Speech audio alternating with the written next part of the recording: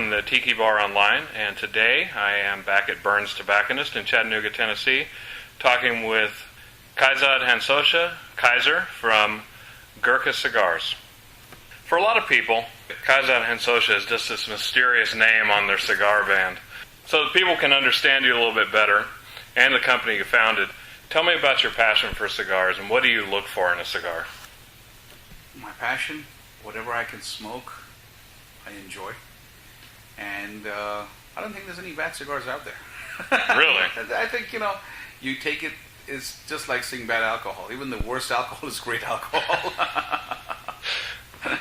Well, I have talked with a couple of people in the industry lately who have said that we are in like a really good time in cigar history where there are no really bad cigars out there. It's just a matter of what you like. Correct. I agree. I mean, there was a lot of people who did not know how to blend cigars in the boom, and all those guys are actually gone. And the guys who have been in there have made the cigars much better.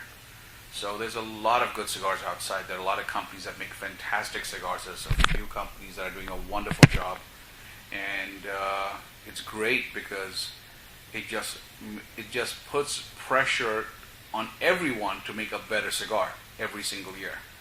So it's good for the industry. It's good for us because it always keeps us on the toe, So now the Viper and the Ninja, along with last year's Evil, seem to be a bit of a departure from what some of us cigar smokers have come to see as the norm for Gurkha.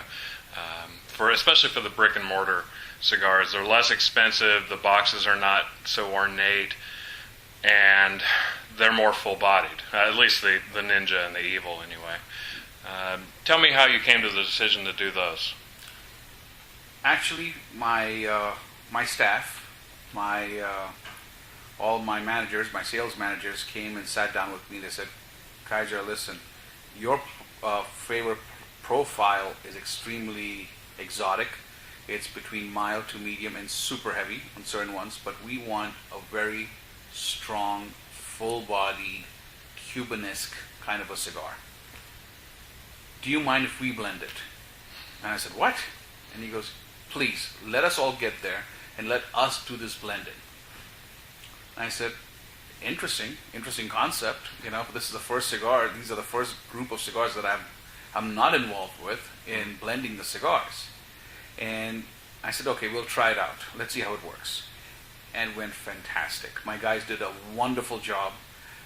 They brought down close to 20 blends, and then we selected 5.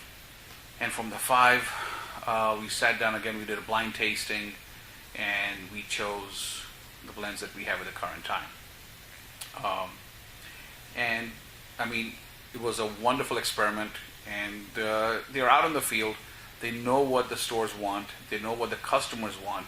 And they also came out with a great price point, so it could be an everyday smoke for people coming in. Most of the cigars of Gurkha are very high-end. I realize that. And it's a special cigar. It's for a Friday night or Saturday night when you go to Morton's or Good Capital, when you go for a good steak. That's the time you take out a Gurkha. You're already spending $150 on a meal. Take out something which you're going to spend a few dollars extra and really enjoy that tobacco. Okay. Several years back, you said in an interview that the unique packaging was an important part of putting Gurkha on the map, so to speak. But in light of these newer releases and the much more subdued packaging style, how big a factor do you see the packaging and the marketing aspect of it now? I still do. I think it's, as you can see, most of our advertising goes with our boxes. Nobody throws a Gurkha box away. Right.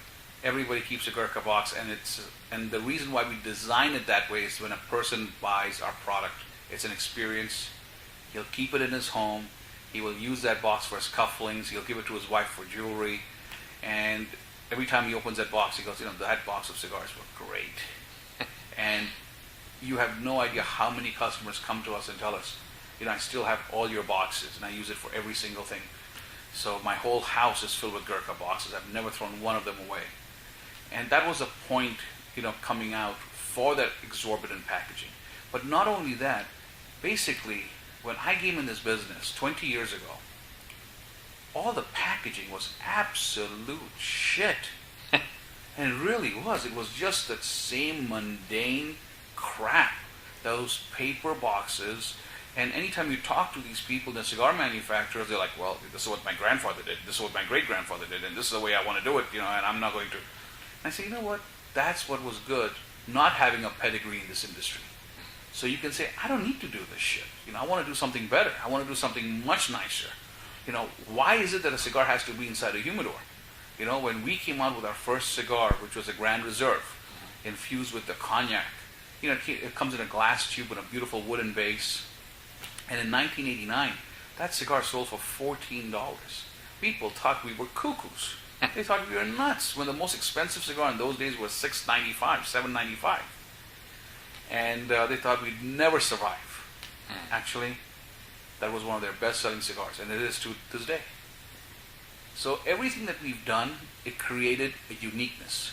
When we started coming out with really high-end packaging and high-end boxes, it's what I would like. If I go to a store, I want that experience.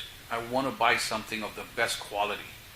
You see when you get a Rolex or a Cartier, look at the boxes that they put it in. It's a beautiful experience to open that packaging up, to enjoy that, that whole atmosphere. And you keep those boxes for life. Because you can put your watches back in. A lot of people use our boxes to put other things. Sure. The Warlord is made out of mango wood. Wow. And the reason is, well, no, we did not use cedar. Everything in our company is used, every single product that I use, and I design all my bands, my boxes, the packaging concepts, everything. And each and every single piece has its uniqueness. If you see the Warlord box, it's mango wood, it's a fruit wood.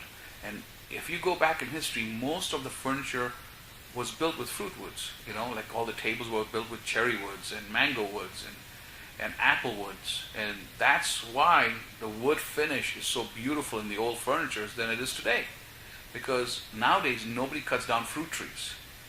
And the reason they don't cut down fruit trees is because, you need fruits. Right. So it takes a long time for a fruit tree to grow. Sure. And so they can keep on getting money unless they cut down a fruit tree, you only get it one time. Well, mango wood changes the color, its uniqueness. So I know that a person's going to keep that piece of wood, that box for at least 50 to 100 years. And it's going to change with time. It's going to get more unique. It's going to get beautiful. It's not going to sap like what the other boxes do. Okay. So everything is there for a reason. Okay. Between your brick and mortar only lines and some of your online only lines, you seem to serve two very different audiences. Do you see a lot of overlap in them? Will the same people who spend $3 on a Nepalese warrior be someone that spends $20 on a Titan? Sure. We have a lot of customers which have, it's like saying meat. There are some people who want a hamburger and some people, they want a porterhouse steak. Mm-hmm. There are different times and different periods when people will want different cigars. The online customers are there because they like that uniqueness to go online to buy certain products that they can't get in stores, and vice versa. Some people come to stores and they want that experience like coming here. It's a beautiful store.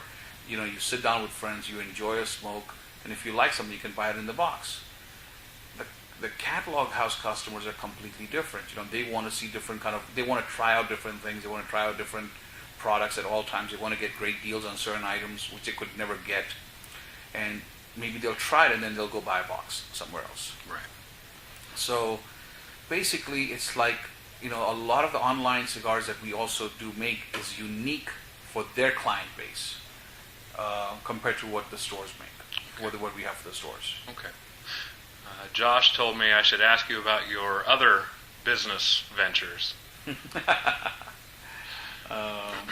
Well, specifically, we can start with, say, the special ops box that we have downstairs with the 20 cigars and that really beautiful Navy SEAL knife.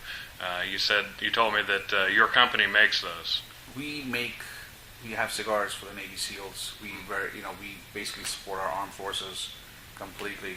So any of the armed forces, but mostly of the special units, because they like Gurkha, not only because it's a great product, but it goes in line with their theme Sure. of being the most fierce of soldiers in the world. Sure.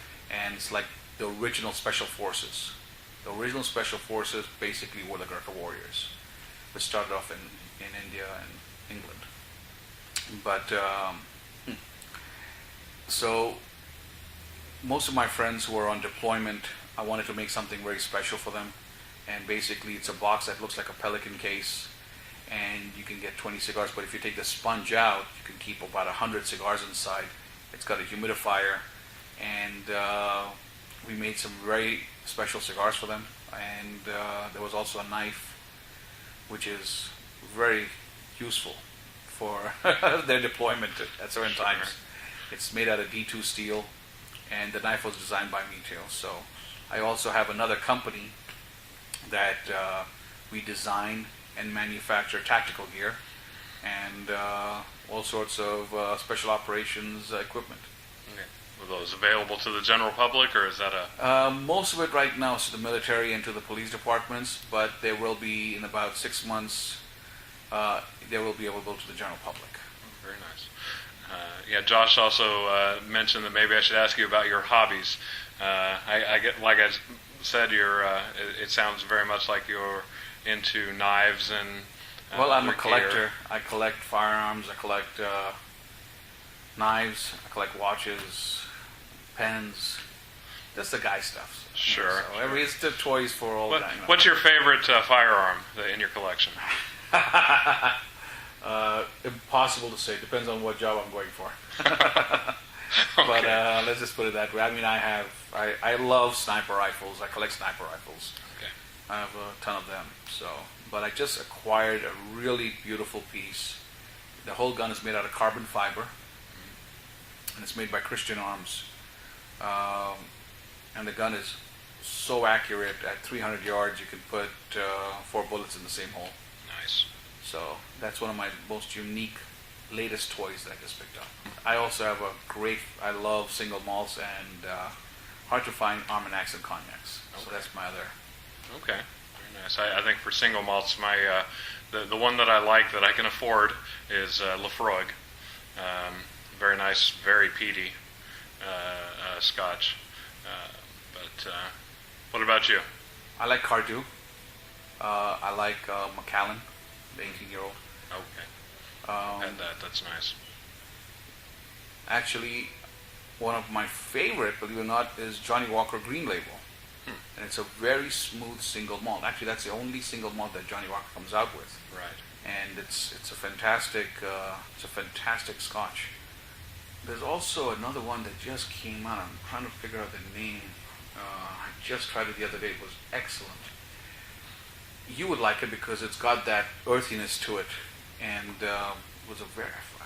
When I remember, I'll definitely send you the name. Okay, no For problem. sure. No problem. Okay, well, I'll go ahead and we'll wrap this up, and we'll get back downstairs and smoke a couple more cigars. Great. And Absolutely. thank you very much for your time. Thank you so much for everything. Thank God the Tiki torch still shines.